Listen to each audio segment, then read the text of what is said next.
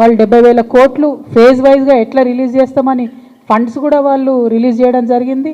అదేవిధంగా land acquisition phase wise ఎట్లా చేస్తామని కూడా వాళ్ళు ప్రాపర్ ప్రణాళిక రూపొందించుకొని క్యాబినెట్ అంతా కూడా ఒక దగ్గర కూర్చొని చెప్పిన తర్వాత నిర్ణయం జరగలేదు అని చెప్పి ఇట్లాంటి మాటలు మాట్లాడడం నిజంగా కూడా మీ మహబూబ్ నగర్ బిడ్డలకు, నల్గొండ బిడ్డలకు వాళ్ళకు ద్రోహం చేయడం తప్ప ఇంకోటి కాదని చెప్పి నేను భావిస్తూ ఉన్నాను. ఇప్పుడు సీఎం గారు ఏమన్నారన్నది నాకు తెలియదు, కానీ తెలంగాణ ప్రజలు అనుకుంటున్న విషయమే కదా, అది తెలంగాణ ప్రజలందరూ గమనిస్తున్న విషయమే.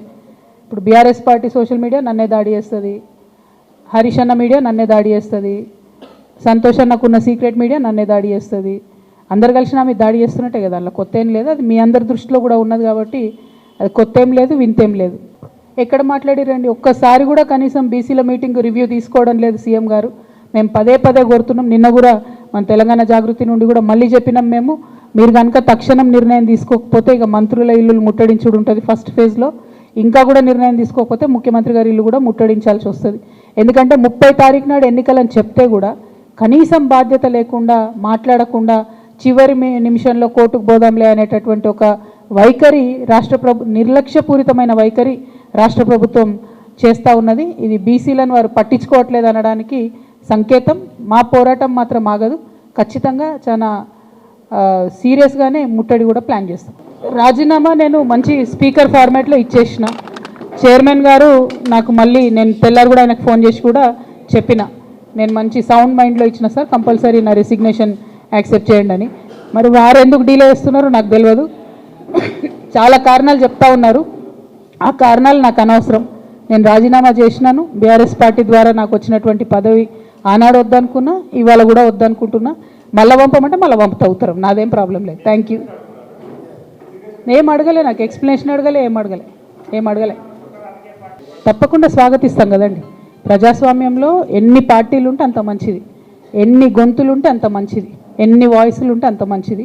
తెలంగాణ ఉద్యమంలో కూడా మనం ఒకటే మాట అనుకున్నాం, ఎంతమంది జై తెలంగాణ అంటే అంత జల్దీ తెలంగాణ వస్తుందని. సో ఇప్పుడు కూడా ఎంతమంది జై బీసీ అంటే అంత జల్దీ బీసీలకు రిజర్వేషన్లు వస్తాయి. కాబట్టి అందులో సెకండ్ థాట్ ఏం లేదు, తప్పకుండా స్వాగతిస్తాం. రేపటి నుంచి బతుకమ్మ సంబరాలు ప్రారంభం అవుతున్నాయి. ముందుగానే తెలంగాణ ఆడబిడ్డలందరికీ కూడా బతుకమ్మ పండుగ శుభాకాంక్షలు తెలియజేస్తూ ఉన్నాం. మరి ఎట్ ద సేమ్ టైం వచ్చినటువంటి ఆహ్వానాలన్నింటినీ కూడా పరిశీలన చేసి దాని ప్రకారం ఒక షెడ్యూల్ తయారు చేసుకోవడం జరిగింది. ఆ షెడ్యూల్ కూడా నిన్న మీ అందరికి కూడా రిలీజ్ చేయడం జరిగింది. అందులో భాగంగా మొదటి రోజు చింతమడకకి వెళ్తూ ఉన్నాము.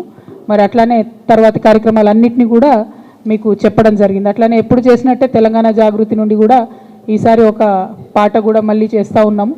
దాన్ని మాటల తిరుపతి గారు సోదరుడు తను రాసిండ్రు, మంగ్లీ పాడుతున్నది. సో ఈరోజు ఈవినింగో రేపు మార్నింగో అది కూడా రిలీజ్ అవుతుంది.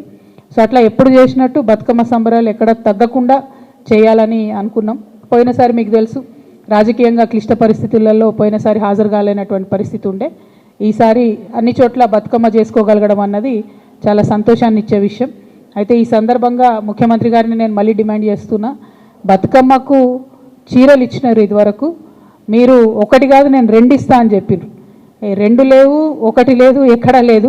కాబట్టి బతుకమ్మకు మా ఆడబిడ్డలందరికీ చీరలు ఇవ్వాలని చెప్పి డిమాండ్ చేస్తూ ఉన్నాను. ఎట్ ద సేమ్ టైం దాన్ని ఆ చీరకు ఇంద్రమ్మ అని పేరు పెట్టకుండా బతుకమ్మ చీరను ఉంచితేనే బెటరు. ప్రతి సందర్భంలో తెలంగాణ యొక్క అస్తిత్వాన్ని తుడిచేసేటటువంటి కుట్ర జరుగుతున్నది మీ ప్రభుత్వంలో. అట్లా కాకుండా బతుకమ్మకు మీరు చీర ఇస్తే బతుకమ్మ చీర పేరుతోనే ఇవ్వండి, లేదా ఏదైనా తెలంగాణ ఆడబిడ్డ పేరుతో ఇవ్వండి, అంతేగాని ఇంద్రమ్మ పేరుతో మాత్రం ఇవ్వద్దు. ఇప్పటికే కుట్రపూరితంగా ఈ ప్రభుత్వం తెలంగాణ తల్లి దగ్గర నుండి బతుకమ్మను దూరం చేసింది. ఇప్పుడు తెలంగాణ ఆడబిడ్డల దగ్గర నుంచి బతుకమ్మ చీరను దూరం చేసింది. ఇటువంటి పరిస్థితి రాకుండా శ్రద్ధ పెట్టి ఆడబిడ్డల పట్ల గౌరవాన్ని, మన పండగలు, మన సంస్కృతి పట్ల గౌరవాన్ని పెంపొందించే కార్యక్రమాలు ప్రభుత్వం చేయాలని చెప్పి నేను డిమాండ్ చేస్తాను. అంటే ఇప్పుడు ఆహ్వానాలు చాలా వచ్చినాయి బ్రదర్. సొంత ఊరు ఆహ్వానం అన్నది చాలా ఆత్మీయంగా ఉంటుంది, చాలా హృదయంగా ఉంటుంది, హృదయానికి దగ్గరగా ఉంటుంది. కాబట్టి ఆ ఆహ్వానాన్ని యాక్సెప్ట్ చేసినాం. పైగా వాళ్ళు పర్టికులర్గా ఎంగిల్పూల నాడే రమ్మన్నారు, అంటే మొదటి రోజే రమ్మని అడిగిండ్రు కాబట్టి అక్కడికి పోతున్నాం. ప్రత్యేకంగా రాజకీయపరమైనటువంటి ఇంపార్టెన్స్ మీరు ఎట్లా నేను వద్దన్న ఆపాదిస్తారు అని అట్లా నాకు తెలిసిన విషయమే. కాకపోతే నేను మాత్రం మా ఊరికి పోతున్నా. నేను ఏమంటున్నా బ్రదర్, ఇష్యూ మీద మాట్లాడితే ఆన్సర్ ఇస్తాం, పర్సనల్గా మాట్లాడితే ఇక ఏం చెప్తాం చెప్పు. ఊకే బీసీల గురించి కొట్లాడదాం అందరం కలిసి గట్టిగా ఎంటబడి బీసీల రిజర్వేషన్ సాధించుకుందాం. ప్రభుత్వం మీద చేయాల్సిన కొట్లాట ఇడిచిపెట్టి బీసీల కోసం కొట్లాటలు మనం లోలు పెట్టుకుంటే ఏమొస్తుంది? అందరం కలిసి ప్రభుత్వం మీద ఫైట్ చేయాలి, అందరం కలిసి లీగల్ ఫైట్ చేయాలి, స్ట్రీట్ ఫైట్ చేయాలి, అవసరమైన కాడ బీసీ రిజర్వేషన్ సాధించాలి.